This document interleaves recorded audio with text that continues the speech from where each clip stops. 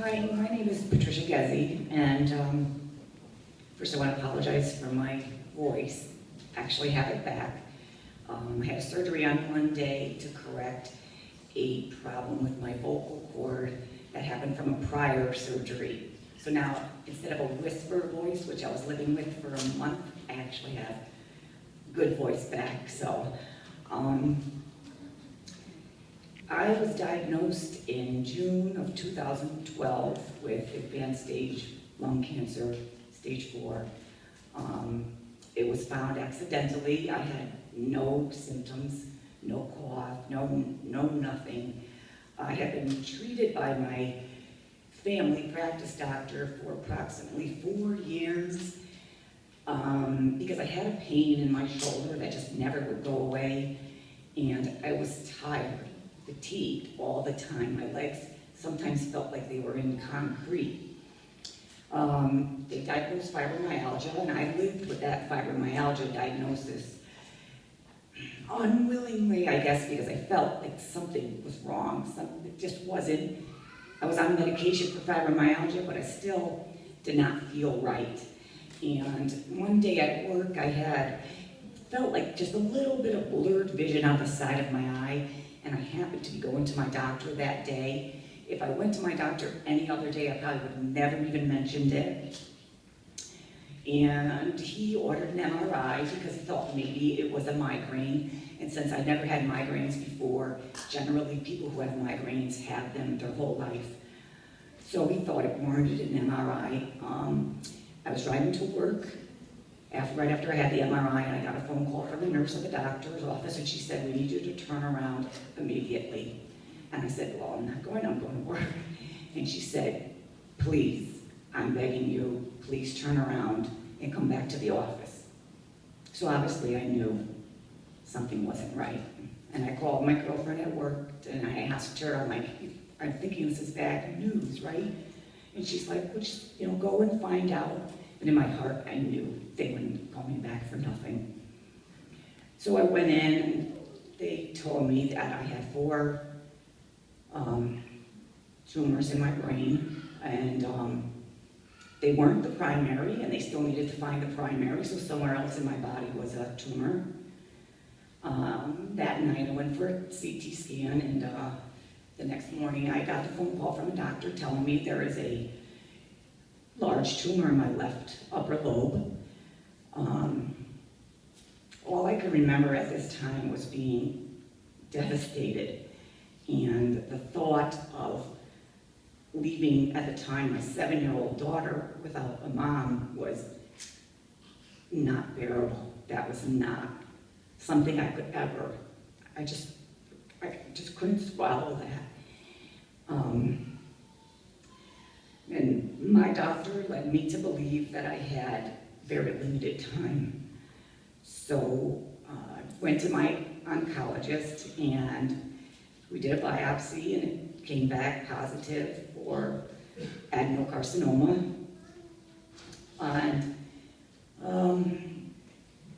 a lot of the doctors I went to, surgery was out because it was already advanced, and everybody was saying they were sorry. Every doctor, "I'm sorry, I'm sorry." And I was so tired of hearing doctors say they're sorry, basically telling me, "I'm sorry, you're gonna die, I'm sorry, there's nothing I can do." It was a horrible, horrible time. And I don't know how I went from one doctor's appointment to another. I just was a puddle. I thought I was living in a dream, and it's something you can't even wrap your mind around, that kind of devastating news. My body couldn't even absorb it because it was huge. It was huge, and I felt like he took away my life with saying I had cancer. I had metastatic cancer, and now I have nothing. I have no future. I have no life. I have nothing but to look at but death. And it was a burden on me. It was more weight than a human mind can process. And that went on for a few weeks. I had radiation, stereotactic radiation to the 4 spots in my brain, and 3 of them disappeared, and 1 is still there, but the doctor at Yale believes it's just scar tissue, and knock on wood, it's been well over a year and nothing's come back in my brain. I started Tarceva because luckily I got blessed maybe with the EGFR gene, and I got to take a targeted therapy pill for a little over a year until my tumor started to grow again. I went down to Yale for a few months and did a whole bunch of tests down there, but I didn't test positive for any trials that they had going at the time. So the suggestion was come back to Middlesex and go on chemotherapy, which I'm now in the middle of chemotherapy. My 3rd treatment will be tomorrow. I spent many weeks at the beginning just not knowing how to live. I had no life. I remember one Sunday opening up the newspaper and seeing the ads and starting flipping through the ads and then realizing that, why would I need to buy anything? Why do I need a new pair of pants or a curtain? Why do I need anything? I have no future. You know, there's nothing for me. I just couldn't get past that, like a death sentence, advanced stage lung cancer. Everything I looked up on the internet, there was nothing hopeful, nothing. I had to stop looking because it was driving me crazy. I just couldn't read the statistics anymore. They were so grim. But then the targeted therapy I was on, it worked. And it worked great. It had very little side effects. And then it was about 13 months and I had a scan and it started some growth. So now that I'm on my chemotherapy, I think after my next my next treatment, I'll get a scan to see if that's working. So it's a series of ups and downs. It's you take your treatment for 3 months, not knowing if the treatment's working. You're just hoping that it works, and then when you get the scan, you hope that it says it's shrunk. And I just couldn't live in that cancer world, that negative world anymore, and I had to find a way out because my life was very sad. It was depressing, it was sad, and I couldn't take it anymore. I would cry all the time. If I wasn't crying, I was like a shell of a person. There was nothing in me. And I just decided that if I could just smile, put it up, it would change my attitude. And it did. And I came to the realization that if I just had faith, like blind faith, in myself and focus on everything that I had good, everything that was great in my life and not focus on the cancer, yeah, the cancer is in me, but it's not me. And if I just would let things go, just believe that this is for the best, that this will work out. I gained some peace in myself because I never believed in myself. I never believed that I would make the right choice on anything. I never believed, I'd talk myself out of everything. Sometimes I'd write it down, things that I knew I was absolutely certain had to change in my life, but I would never have the courage to do them, even though I knew without a doubt they had to be changed. I also knew without a doubt I wasn't going to have the strength to do it or the courage to do what it took to live the way I wanted to. But cancer gave me that courage.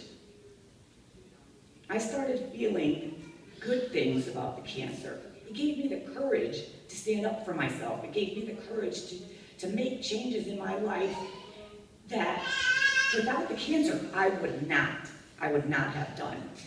And all of a sudden my life came lighter. It became more mine. Like how I always wanted to live. I like taking pictures. I take pictures all the time.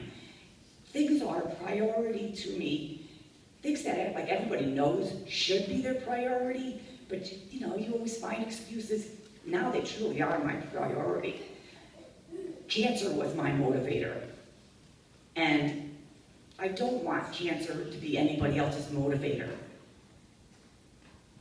I wish I was motivated to change my life and feel like I do now sooner. So there's my regret, that I didn't realize that I didn't have enough faith in myself to change my life.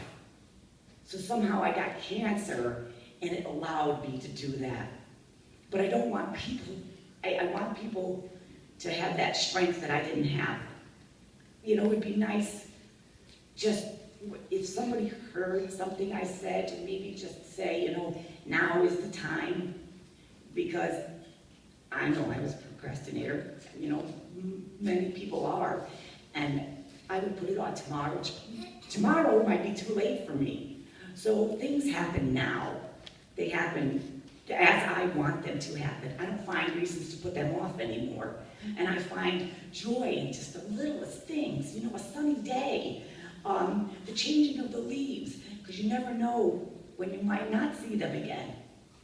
And I love the days that I feel great, because obviously if anybody was on chemo or knows or loves somebody on chemo, you spend a lot of time sick. I have my treatment tomorrow because Dr. Folgerossi was so wonderful to let me skip it today, but put it on for tomorrow.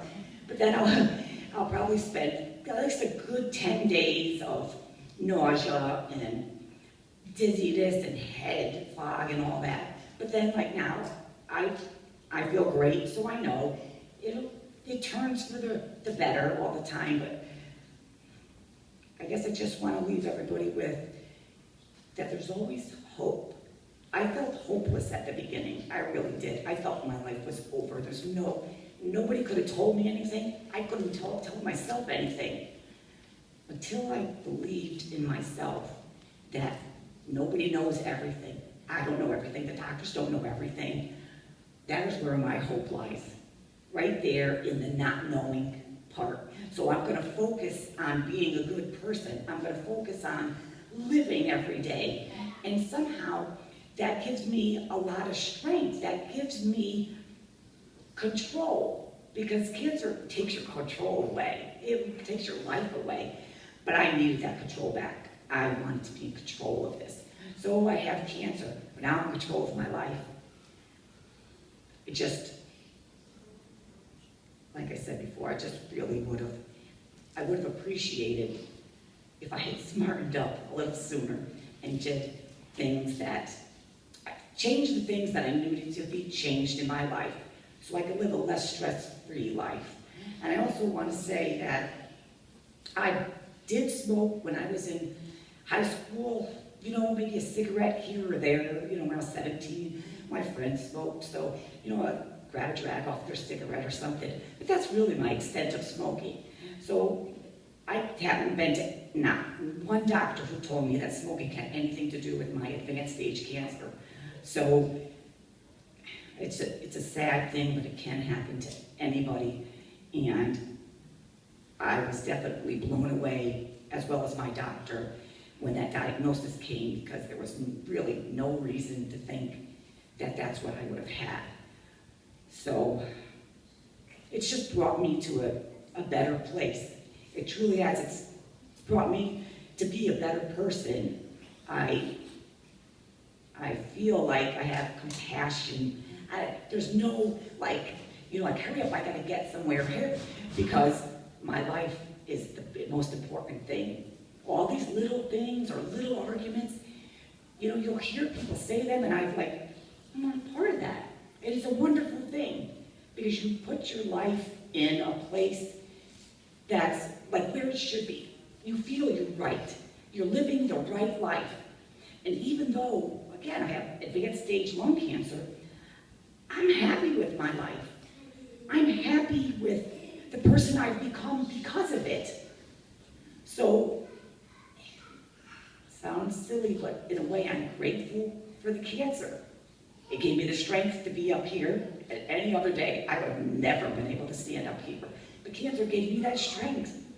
It gave me the strength to take the time to live the way I wanted to, because I probably would have died if I didn't have cancer of old age and never lived the way I wanted to. So I'm grateful that now I get to live the way I want and I'm happy. I do the things I want and I'm happy. So don't let cancer be your motivator. Find a way to motivate yourself to live a happy life. Thank you.